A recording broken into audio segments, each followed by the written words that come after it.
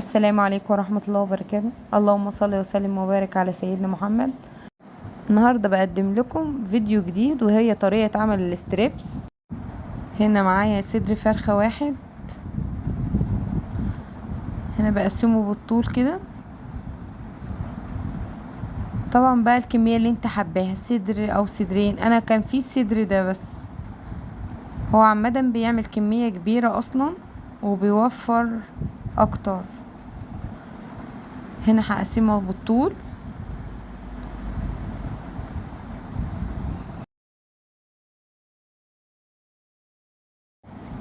وهنا انا بخلص الكمية، خلصتها. هجيب بصلتين في الكبة كده، هخرطهم وبعدين افرمهم.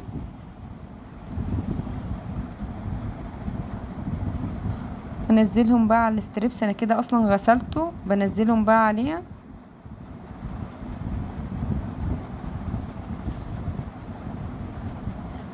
معلقتين خل بقى عشان البصلة بس متعملش الريحة فيها، ونص ليمونة.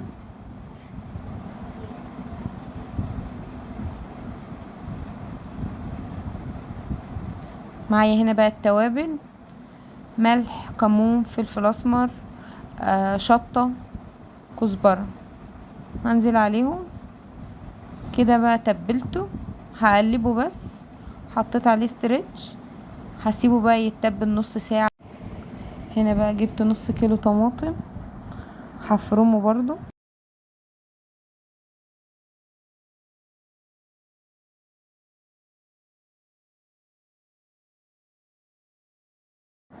كده فرمنا الطماطم، نصفيها بقى. في ناس بتعملها من غير ما تصفيها، بس انا لا طبعا بحب ان انا اصفيها. هصفيها خالص. هنا هجيب معلقتين سمنة، اي حاجة. انا عاملاها بزبدة على فكرة، سمنة، زبدة، زي ما انت حب.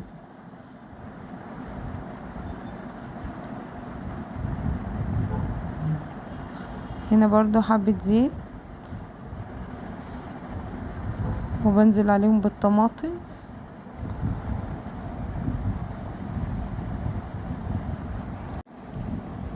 هنا بدأ يغلي بقى معايا بقى بهارات: بابريكا وشطة وكمون وفلفل اسود، كزبرة.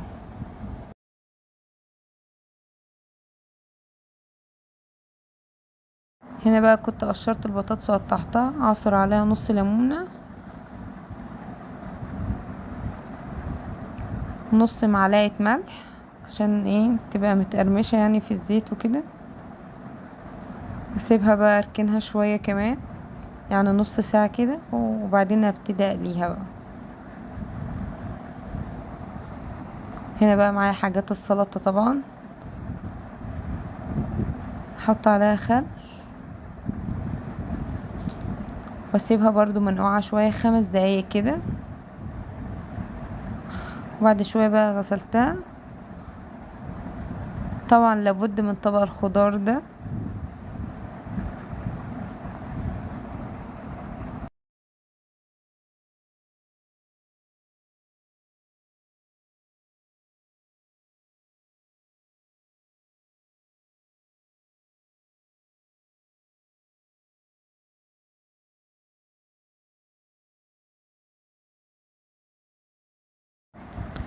هنا بقى خلصت طبق الخضار، اقلبه بقى. عصرة ليمونة، لفيته بستريتش برضو، وهسيبه كده جاهز بقى على الاكل على طول. هنا بقى اشوف الصلصة قربت خلاص ان هي تستوي. هجيب بقى المية لسلق المكرونة. طبعا بحط فيها ملح وزيت عشان متلزقش وما تعجنش ببعضها. هنا غليت بقى. اكيد طبعا انتوا بتسألوا ان انا بحط ليه حاجة بسيطة وحاجة بسيطة. هو اللي فاهم هيقولي في التعليقات. طبعا عشان اصلا الحلل الستانلس دي طبعا الحاجة بتفور على طول اول ما بتحط فيها حاجة، وهي بتغلي فيها مية بتغلي فبتفور. فعشان كده انا ما بديهاش صدمة. هنا طبعا الصلصة خلاص استويت. هنا بقى جبت كوباية ونص من الدقيق. دي خلطة بقى الستريبس، كوباية ونص من الدقيق. هجيب بقى ايه نص معلقة بيكنج باودر. قصدت بس ان انا اوريلكوا عشان ايه في ناس بتشكك وتقولك لا ما بتحطش بيكنج باودر وكده. لا، البيكنج باودر بينحط على الخلطة. هنا معلقتين نشا، واللي فاهم برضه هيقولي في التعليقات النشا ليه. معايا البهارات كمون، فلفل اسمر، بابريكا، وشطة، وملح. تفضلي تقلبي فيهم نفس. واشوف طبعا المكرونة. هنا بقى كوباية وربع من اللبن.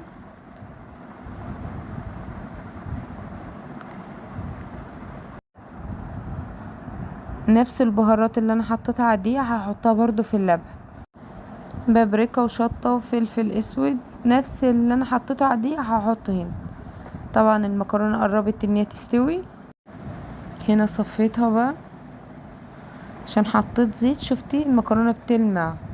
هنا بقى الصلصة كانت استوت خلاص. هنزلها بقى في الصلصة.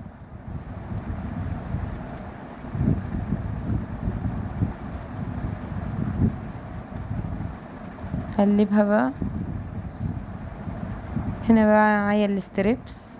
طبعا انا كنت متبلاه قبلها بنص ساعة، ساعة الا ربع، زي ما انت متبلاه. بشيله بقى من البصل، حط في اللبن.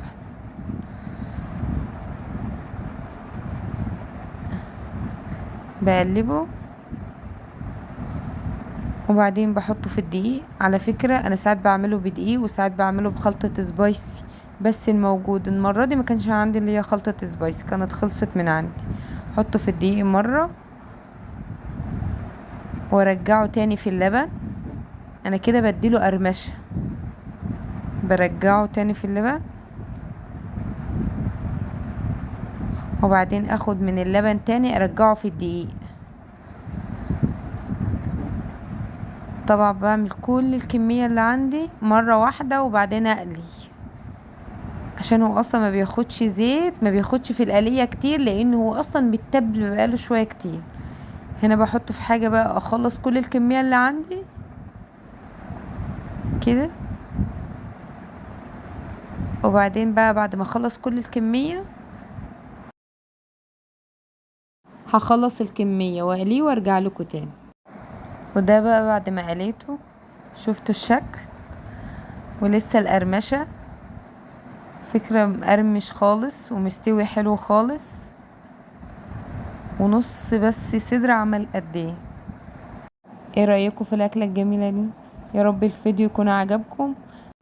ما تنسوش اللايك والشير والاشتراك في القناة. سلام عليكم.